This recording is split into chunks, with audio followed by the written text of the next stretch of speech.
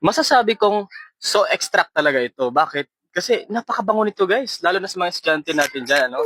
Nag-aaral kayo tapos nadadaanan kayo ng mga estudyante nag-spray nito sa kanilang katawan kasi body sprayer kasi ito guys. Lalo na bench, no? Napakabango talaga ng kanilang perfume. At ang kagandahan dito guys, ang tagal niyang mawala no, sa katawan ninyo. O pwede din sa damit kasi hindi naman to nakakamancha. Ang kagandahan dito guys kasi hindi mo maamoy yung kanyang alcohol.